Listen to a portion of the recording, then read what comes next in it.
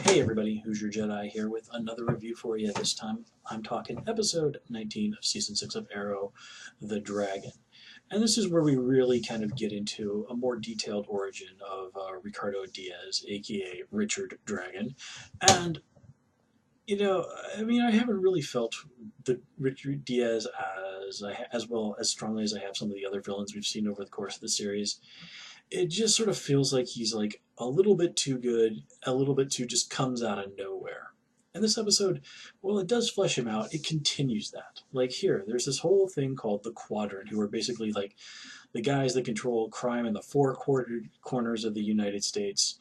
And Diaz, who had to do more than a little bit of work just to take control of one city, knows the whole deal with these guys. He knows who they are. He knows how to manipulate them and how their operation works and all this other stuff about them. And we've never even heard of these guys. I mean, at least Hive had been teased for a while before they turned up. And, you really have to bring something good to the table if you're going to say, like, oh, there's this incredibly powerful organization that's just been sitting around out there, out there that we've never even so much as heard of before. This isn't Hive. This isn't the League of Assassins. This is, as far as I know, something completely original to the show. And like two of the members of this group don't even speak, and we only learn one person's name. So, they're really not selling this terribly well, in my opinion. But still, I did like the dynamic between Diaz and Siren. It sort of just shows us that they both have their strengths and their weaknesses. He does also show us that, as smart as Diaz is, he's not above making mistakes, which, is good. I mean, it does humanize him a bit and makes him a little bit more believable as a villain. If he's presented as somebody who's just like always right, never screws up, then that's boring and frankly not terribly realistic. Um, it is also a little ironic that even Black Siren is a little creeped out by just how sadistic Diaz is at times, particularly when he decides I'm like to kill Jesse.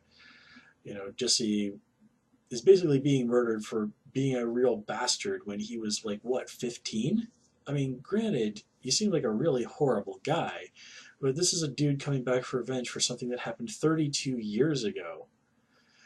And it's also kind of ironic considering all of the really sadistic and horrible stuff that Black Siren has done. That here she's getting to be a little squicky. I mean, she's even kind of like grumbled. It's like, it's been too long since I've killed someone. And yet, in this situation, still, I did enjoy this episode. There was some really good action. I mean, that fight in the safe house, that was beautifully done. That was just some of the amazing amazing fight choreography we've come to expect from Arrow, and that was great.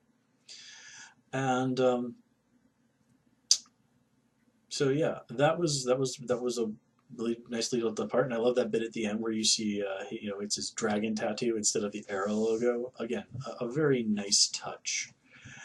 Um, But I mean, there are some problems here. Like the whole thing with like Cartier Senior, just sort of like, okay, this guy's just come in here, killed a whole bunch of our guys, killed my son, and I'm just gonna stand here and yell at him about how horribly I'm gonna kill him and how he's nothing and nobody. Well, if he's nothing and nobody, why is he there? Obviously, he has something. He has enough intelligence to, get into the head to this meeting of you big badass powerful crime lords on his own.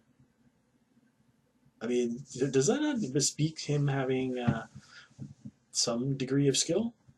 And never mind the fact that you're threatening a guy who has no reason not to whip out a gun and shoot you in the head, considering that your son already tried to kill him. I love how the guy just with Cartier Jr. was just like, "Hey man, nothing personal, just business." And even Black Star is like, "Yeah, that's bull." Like that's a really great way she puts it too. Bullets make it personal. Very nicely done on that one, Black Siren. Um, the Arrowverse side of, I mean, like the Team Arrow side of things was pretty thin, but I mean, it did have its moments. We did see that despite all the things that have happened, that Felicity and Curtis are still friends. And the scene with Oliver and Felicity, where she's like freaking out about like, oh my god, I don't know what's happening. I can't take this.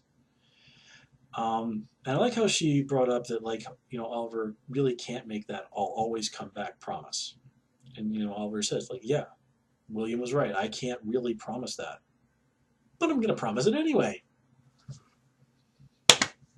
Oliver Queen, ladies and gentlemen. So yeah, I mean, in short, this is a solid episode. It, like I said, does flesh Diaz out a bit. It does kind of give us a clearer idea of what this guy's overall goal is.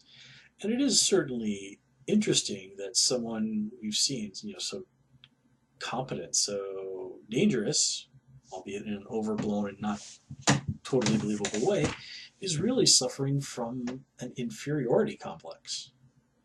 He's been told, in some part of his mind and heart, has always believed for years and years and years that he's nobody, that he's nothing, that he's worthless. But being able to take that name and genuinely being able to call himself a crime lord, that's what makes him feel worthwhile. What makes him feel valuable as a person. And it's sad, but this is pretty human. And there are people out there who are just struggling for something in their life, something that will give them meaning, something that will validate their existence. And sometimes, sometimes that can be some pretty dark stuff. That sense of value, the sense of approval, the sense of self-worth, it's a very driving thing.